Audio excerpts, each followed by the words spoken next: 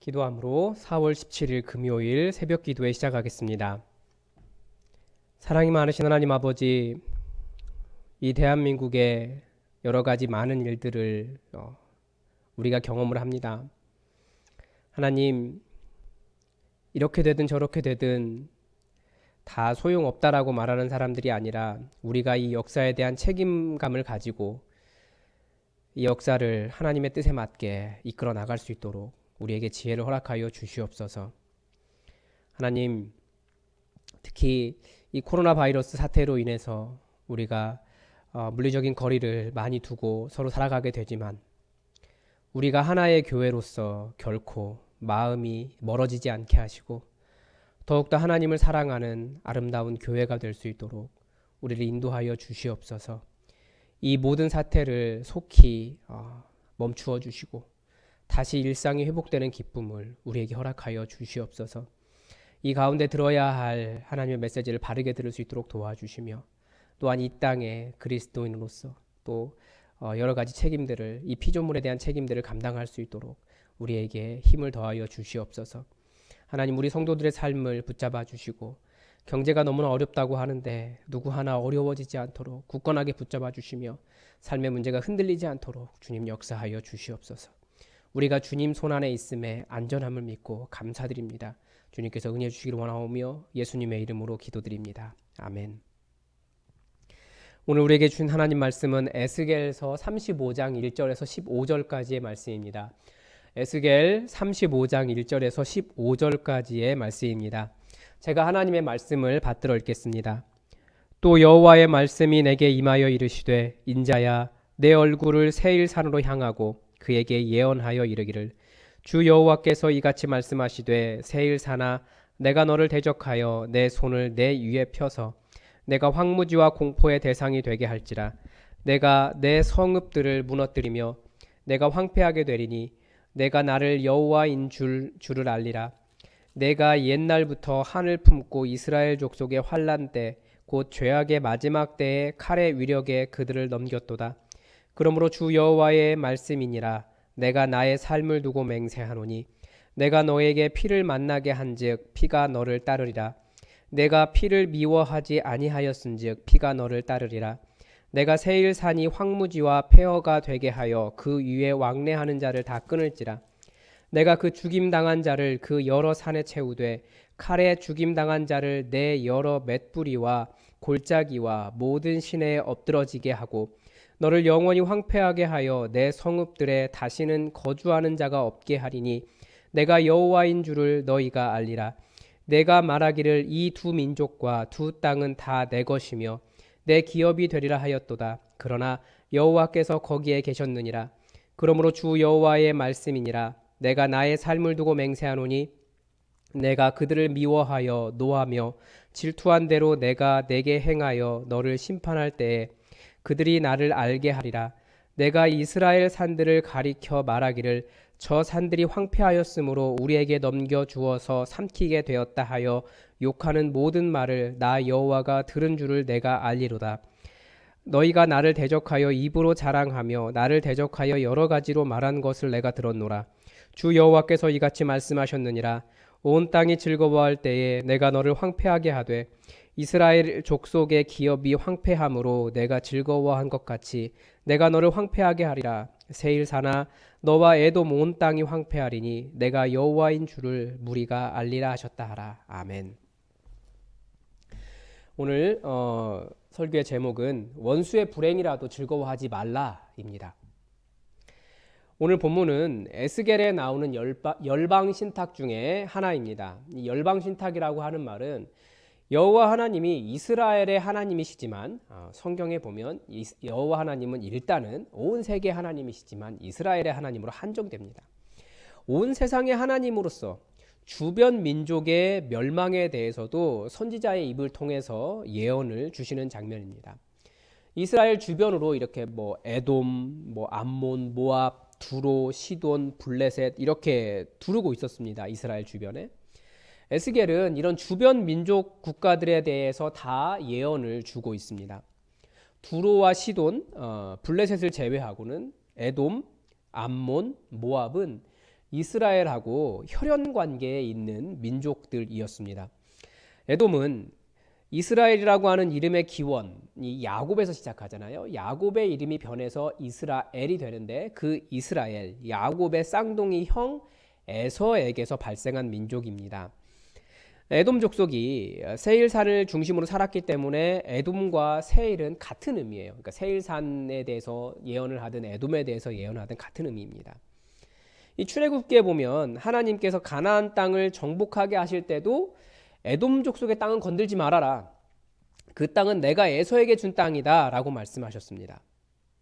그래서 그들의 땅을 갈 때도 그들의 땅을 질러 가려고 했더니 에돔 왕이 허락하지 않으니까 그 땅을 둘러서 갈 정도로 에돔 땅은 건들지 않았습니다. 그리고 그들에게 필요한 물건, 만약에 물이 필요하다든지 뭐 다른 어떤 것이 필요하다 그러면 돈을 주고 에돔 족속에게 사서 썼습니다. 그러니까 이스라엘이 광야에서 헤맬 때 계속 에돔 족속의 땅 주변을 도는 걸 보면 계속해서 에돔 족속에게서 무엇인가를 무역을 하며 살지 않았을까라는 생각을 하게 됩니다. 어쨌든 그들을 그 에돔 족속의 땅을 무력으로 침범하지 말라고 하실 정도로 하나님께서 에돔을 지켜주셨습니다. 그런데 이 에돔 신탁, 에돔에 대한 신탁은 첫째는 그 내용이 뭐냐면 하나님께서 하나님의 손을 펴서 에돔의 성읍들을 무너뜨리시겠다. 그래서 황폐하게 황무지를 만들어버리고 그 땅에 두려움이 임하게 하겠다. 두려움이 가득하게 하시겠다는 것이 첫 번째고요. 둘째로 에돔 족속에게 같은 말이기도 한데요. 피가 따르게 하겠다고 하십니다. 하나님은 분명히 에돔 족속도 아브라함의 자손으로서 그들도 번성하게 해주시겠다라고 하셨는데 왜 이렇게까지 에돔 족속을 미워하셨을까요? 하나님께서 에돔에게 이 에돔에 대한 신탁을 하신 이유가 본문에 몇 가지가 나옵니다. 5절에 보면 뭐라고 되어 있냐면 에돔 족속이 옛날부터 이스라엘을 미워했다는 거예요. 이스라엘이 환난 때 어려울 때 에돔이 즐거워하며 이스라엘을 향해서 칼을 들었다는 겁니다. 다른 본문에 보면 그러니까 다른 그 족속들이 이스라엘을 이렇게 침범했을 때 에돔도 같이 들어왔다라고 이야기하죠. 그래서 에돔이 그렇게까지 피 흘리는 것을 좋아하니 하나님께서 그러면 내가 에돔도 피 흘리게 하겠다라고 말씀하시는 겁니다. 또한 이스라엘이 망하니까 이제 이스라엘 땅도 우리 땅이 되겠다고 좋아했습니다. 그래서 하나님은 오히려 반대로 그래 이스라엘 땅이 황폐하게 되었다고 그 땅이 너희들이 땅이 될 줄 알았냐? 너희가 즐거워했지. 내가 그러면 너희 땅을 황폐하게 하겠다라고 말씀하시는 겁니다. 그리고 또 이스라엘이 망할 때 그렇게 욕하면서 좋아했다라는 거예요.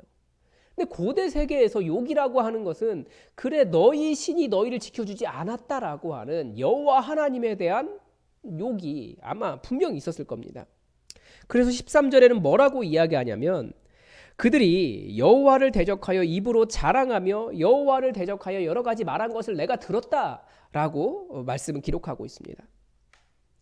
물론 이스라엘도 에돔에 대해서 그렇게 살갑게 대하지는 않았죠. 다윗 때는 에돔을 속국으로 점령하고 에돔에게서 조공을 받기도 했습니다. 이런 것을 보면 에돔도 이스라엘이 번성하는 것을 그렇게 좋아하지 않았을 것 같습니다. 왜냐하면 이스라엘이 번성하면 자기들이 약해지니까요. 민족의 기원이 한 형제였어도 그것은 조상들에 관한 문제이고 현재는 원수처럼 대할 만한 것이 충분히 너무나 많았습니다. 그러나 우리는 아주 중요한 교훈을 하나 알아야 됩니다. 뭐냐면 비록 원수가 고난을 당한다고 할지라도 원수의 어려움으로 인해서 너무 즐거워하지 말라는 겁니다. 이스라엘이 비록 자신들의 죄 때문에 하나님의 징계를 받고 있어도 이스라엘은 누구보다도 하나님의 사랑을 받는 하나님의 백성이었습니다. 그들을 징계해야 하는 하나님의 마음은 얼마나 아프시겠습니까? 즉 하나님은 너무나 아픈 마음으로 징계하고 계시는데 그것이 박수치고 즐거워하고 가서 노력할 만한 일이 아니라는 거죠. 누가 우리의 원수이든지 이것은 우리에게도 마찬가지입니다. 하나님은 모든 생명의 근원이신 모든 생명의 아버지세요. 비록 나의 원수라고 할지라도 그건 내가 어떻게 보면 내가 부족해서 원수 맺는 걸 수도 있어요. 그들도 하나님의 사랑 안에 있는 하나님의 사랑 안에 있어야 할 하나님의 자녀입니다. 오래 참으시는 하나님께서 징계하신다는 것은 하나님을 인간처럼 표현하면 하나님의 마음이 너무나 찢어지게 아픈 일이에요. 성경은 그것을 많이 이야기하거든요. 성경은 원수가 아파하면 기뻐하라 라고 가르친 것이 아니라 원수라도 먹이라고 하시고 심지어 그 사람이 녹아지도록 그 머리 위에 숯불을 쌓으라고 가르칩니다. 물론 시편에서 여러 원수에 대한 이야기가 있죠. 그 원수 무찌러 달라고. 그렇지만 기본적인 마음은 원수를 녹이라는 거예요. 사랑으로. 하나님이 사람의 생명을 빼앗고 그 땅을 황폐하게 하시는 일을 하신다는 것은 그만큼 하나님이 마음이 너무나 괴롭다. 내가 그만큼 마음이 많이 아팠다. 하나님께서 기뻐하시는 일이 아니라는 것을 명심하셔야 되고요. 원수가 환난을 당할 때 손뼉치며 잘 됐다 즐거워하면 그 원수가 당하는 일을 내가 자초하는 것과 똑같습니다. 그래서 우리가 조심해야 될 게 뭐가 있냐면 타 종교인에 대해서 그 사람들 벌 받는 것을 즐거워하는 마음, 굉장히 나쁜 마음입니다. 타 종교인이기 때문에 물론 구약 성경 어디에 보면 뭐 어제 수요 예배 때도 봤지만 그제 수요 예배 때도 봤지만 다른 신을 섬기면 멸하라고 분명히 기록하고 있죠. 그렇지만 어디까지나 모든 사람들은 다 하나님의 생명 안에 들어있어야 돼요. 그래서 심지어 예수님은 뭐라고 말씀하셨냐면 하나님의 해는 악인과 선인 모두에게 비치고 악인과 선인 모두에게 늦은 비와 이른 비를 다 주시는 분. 그러니까 악인도 타종교인들도 모두 다 하나님의 은혜 안에 살아가고 있는 사람들이에요. 그들이 하나님을 믿지 못하고 그렇게 죽어가는 것에서 안타까워하는 마음을 가져야지 잘 됐다 잘 죽었다 그렇게 말하는 건 기독교인의 마음이 아니라는 겁니다. 하나님의 마음이 아니기 때문에 그렇습니다. 그래서 이 코로나 바이러스도 처음에 중국에서 시작되었을 때 기독교인들이 중국 욕 많이 했잖아요. 선교사들 다 쫓아냈더니 그 잘 됐다. 그런데 그리고 나서 곧바로 우리나라 난리 났잖아요. 그럼 우리나라는 뭐라고 말할 겁니까?